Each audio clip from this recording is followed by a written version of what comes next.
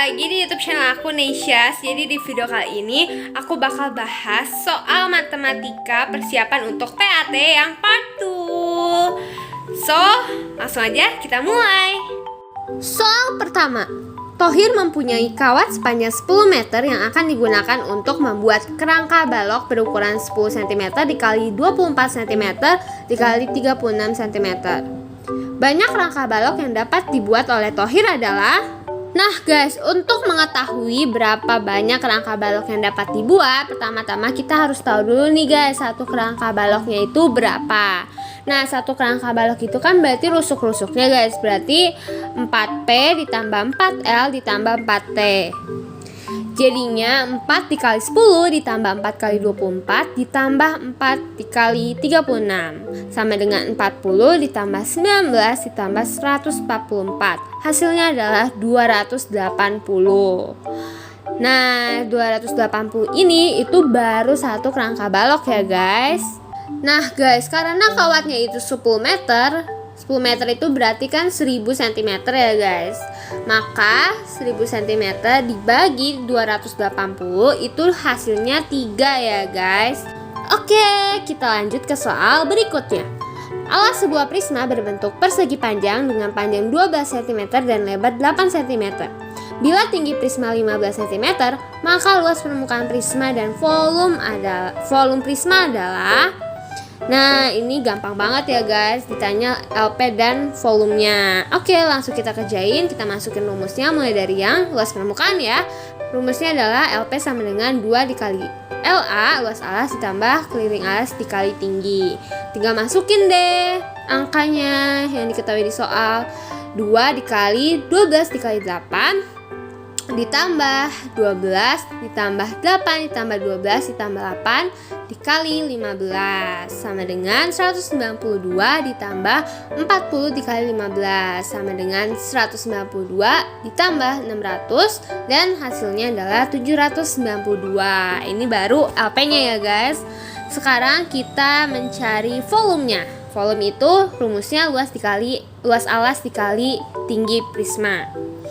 Tinggal masukin deh, luas alasnya ini kan persegi panjang berarti 12 dikali 8 dikali 15. Hasilnya adalah 96 dikali 15 dan jawabannya adalah 1440 cm3.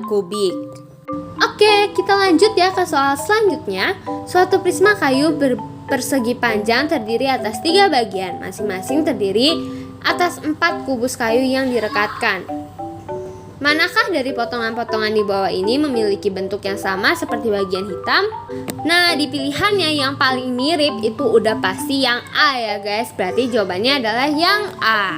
Oke, kita lanjut ke soal berikutnya. Diketahui volume balok adalah 200 cm3.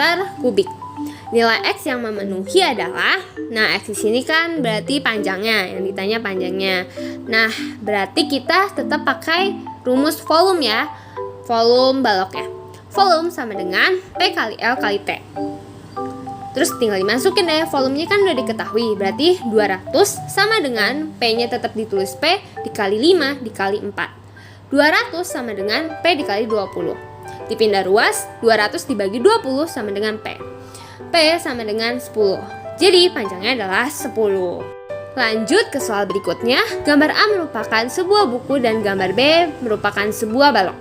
Jika beberapa buku seperti pada gambar A dengan ukuran yang sama akan dimasukkan ke gambar B, jumlah terbesar dari buku tersebut yang akan muat di dalam kotak gambar B adalah... Nah guys, untuk menjawab soal ini, itu berarti tinggal volume balok itu dibagi sama volume buku ya guys.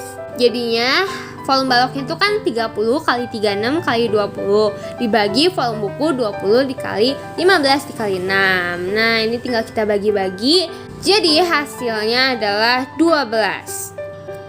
Soal berikutnya, tabel berikut menunjukkan banyaknya pisang goreng yang terjual di kantin sekolah selama 4 hari pada pekan kedua bulan ini. Nah, pertanyaannya adalah, jika rata-rata banyak pisang goreng yang terjual hingga hari Jumat adalah 69, berapa banyak pisang goreng yang terjual pada hari Jumat? Nah, berarti kan ini yang ditanya itu pisang goreng yang terjual di hari Jumat ya guys. berarti kita pakai rumus Mean ya guys. Nah, caranya itu gimana? Caranya itu berarti tinggal dari tabel kita masukin ya 64. Hari Senin kan 64, jadi 64 ditambah hari Selasanya 71, ditambah hari Rabunya 73, ditambah hari Kamisnya itu 60, dan ditambah X. Nah, X-nya ini hari Jumat ya guys. Dibagi 5. Kenapa 5? Karena itu 5 hari ya guys, kayak Senin sampai Jumat, sama dengan 69. Nah, terus 64 tambah 71 tambah 73 tambah 60 ini ditambahin, hasilnya adalah 268 ditambah X dibagi 5 sama dengan 69. Nah, terus ini tinggal kayak dipindah ruas ya guys. 268 ditambah X sama dengan 69 dikali 5. 268 tambah X sama dengan 345. X sama dengan 345 dikurang 268, X sama dengan 77. Oke, kita lanjut ke soal berikutnya ya. Terdapat 5 siswa sebagai finalis lomba storytelling tingkat kabupaten. Median dari skor yang diperoleh kelima finalis adalah 85. Skor 4 siswa adalah sebagai berikut: 85, 80, 95, 80, dan titik-titik. Berapakah skor yang diperoleh siswa kelima? Nah guys, 85 kan itu mediannya udah diketahui. Jadi median itu kan pasti selalu di tengah ya guys. Terus tinggal kita urutin deh skornya mulai dari yang terkecil sampai terbesar. Nah di situ kan ada 85 mediannya, terus ada nilai 80. Berarti itu di sebelah kiri ya, karena kan lebih kecil. Terus setelah 85 itu ada 2 skor lagi nih, dan yang diketahui di soal itu 95. Jadi kita tulis 95, berarti skor yang kelima adalah 90. Jawabannya yang D ya guys. Kita lanjut ke soal berikutnya. Banyak siswa yang mendapatkan nilai di atas rata-rata adalah titik-titik anak. Nah berarti kita pakai rumus yang Mean ya guys. Mean sama dengan, tinggal ditambahin deh nilai siswa dikali banyak siswa. Tinggal dihitung deh guys, 4 dikali 4, terus nilai 5 itu ada 8 orang, jadi 5 kali 8. Nilai 7 itu ada 10 orang, jadi 7 kali 10 ditambah 8 kali 11 ditambah 9 kali 6 ditambah 10 kali 1 dibagi banyak siswanya ya guys, yaitu 40. Ini dikali terus ditambahin semua, hasilnya 278 dibagi 40, hasilnya adalah 6,95. Berarti yang di atas rata-ratanya itu nilai 7, 8, 9, 10. Nah, kita udah ketemu nih guys nilai di atas rata-ratanya. Berarti kita tinggal jumlahin yang banyak siswa yang dapat nilai 7, 8, 9, 10. Jadi yang dapat nilai 7 itu 10 orang, ditambah yang dapat nilai 8 itu 11 orang, ditambah yang dapat nilai 9 6 orang, dan yang dapat nilai 10 itu 1 orang. Hasilnya adalah 28. Jawabannya yang D. Soal berikutnya, dalam suatu tim bola voli, rata-rata tinggi 6 pemain adalah 171 cm. Apabila 2 orang pemain cadangan dimasukkan, rata-rata tinggi pemain menjadi 172. Rata-rata tinggi kedua pemain yang baru masuk adalah titik-titik cm. Nah guys, langkah pertama ditulis 171 sama dengan X1 ditambah X2 ditambah X3 ditambah X4 tambah X5 tambah X6. Nah, X-nya ini diumpamakan tinggi 1 orangnya ya, terus dibagi 6 karena awalnya itu 6 pemain. Nah lalu yang 6-nya ini dipindah ruas jadi 171 dikali 6 sama dengan X1 tambah X2 tambah X3 X4 ditambah X5 tambah X6. Nah terus hasilnya adalah 1026 sama dengan X1 X2 tambah X3 tambah X4 tambah X5 tambah X6. Lalu ini kan baru 6 pemain ya guys, 1026. Nah selanjutnya kita hitung langkah kedua itu yang 8 pemain guys. Berarti 172 sama dengan X1 tambah X2 tambah X3 tambah X4 tambah X5 tambah X6 tambah X7 tambah X8 dibagi 8. Kenapa 8? Karena awalnya 6 pemain terus ditambah 2 ya guys. Jadi dipindah ruas juga, 172 dikali 8 hasilnya adalah 1376. Terus Kalau udah ketemu, dikurangin deh guys. Dikuranginnya itu yang 1376 dikurang 1026. Hasilnya adalah 350. 350 tinggal dibagi 2, hasilnya adalah 175. Jadi jawabannya yang B ya guys. Soal berikutnya, suatu perusahaan menjual dua jenis produk A dan B. Rasio hasil penjualan produk A dan B dari tahun 2012 sampai dengan 2015 disajikan pada gambar berikut. Diketahui banyak jumlahnya produk A selama 4 tahun sebagai berikut. Ini ada tabelnya ya guys. Dan yang ditanya adalah rata-rata banyaknya penjualan produk B selama 4 tahun yang sama adalah. Nah, untuk menjawab soal ini perhatikan diagram batangnya ya guys. Pertama-tama mulai dari tahun 2012, kita hitung dulu. Nah, 2012 produk A itu kan kejualnya 40% di diagram batangnya.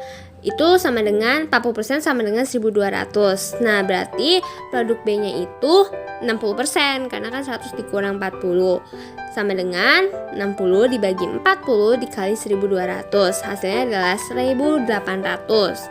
Selanjutnya 2013 produk A itu 20% sama dengan 2400. Berarti produk B-nya itu 80% sama dengan 80 dibagi sama 20 dikali 2400. Hasilnya adalah 9600. Nah, lanjut ke tahun 2014, produk A itu 60% sama dengan 2400, sedangkan produk B 40%. Berarti 40 per 60 dikali 2400. Hasilnya adalah 1600. 2015, produk A sama dengan 10% sama dengan 3600. Produk B berarti 90%. Jadi hitung deh, 90 dibagi 10 dikali 3600. Hasilnya adalah 24.400. Hasilnya adalah 32.400. Nah, sampai di sini berarti kan yang ditanya itu rata-rata ya guys. Penjualan produk B. Berarti kita tinggal nyari mernya tuh. 1800 ditambah 9600 ditambah 1600 ditambah 32.400 dibagi 4 karena datanya ada 4. Hasilnya adalah 11.350. Soal berikutnya, suatu koin dilempar sebanyak 48 kali. Jika mata koin angka muncul 12 kali, peluang empirik muncul mata koin bukan angka adalah. Nah, kan di soal itu yang ditanya muncul mata koin bukan angka, berarti yang gambar ya guys. Nah, terus kita udah ketahui nih mata koin angkanya itu 12 dan dilemparnya itu sebanyak 48 kali. Berarti mata koin yang bukan angka itu 48 dikurang 12. Hasilnya adalah 36. Nah, terus kita tinggal nyari deh peluang empirik muncul mata koin bukan angka. Caranya gimana? Caranya 36 dibagi NS-nya. NS-nya itu 48 ya guys. Jadi 36 dibagi 48 disederhanakan menjadi 3/4. Soal berikutnya, pada tabel berikut disajikan data hasil pencobaan pengundian dadu bermata 6. Setelah dilakukan pengundian, didapat data sebagai berikut. Nah, pertanyaannya adalah, jika dadu pelemparan sebanyak 36 kali lagi, taksiran terbaik muncul pada mata dadu 6 menjadi sebanyak titik-titik kali. Nah guys, untuk menjawabnya, perhatikan frekuensi yang berangka 6, itu kan ada 4, berarti 4 dibagi 36 ini NS-nya ya, terus dikali 72 ini dapat dari mana? Karena kan di soal itu jika dilakukan pelemparan 36 kali lagi, berarti 36 ditambah 36. Jadi 4 dibagi 36 dikali 72 hasilnya adalah 8. Sebuah kantong berisi 5 kelereng merah, 7 kelereng kuning, dan 9 kelereng hijau. Sebuah kelereng diambil dari kantong tersebut. Peluang terambil kelereng hijau adalah, nah guys, yang ditanya itu kan kelereng hijau, berarti gampang banget ya guys, tinggal tulis kelereng hijau itu kan ada 9, berarti 9 dibagi 21. 21-nya ini dapat dari NS-nya ya guys, ditambahin kelereng merah tambah kelereng kuning tambah kelereng hijau, 5 tambah 7 tambah 9, hasilnya adalah 21.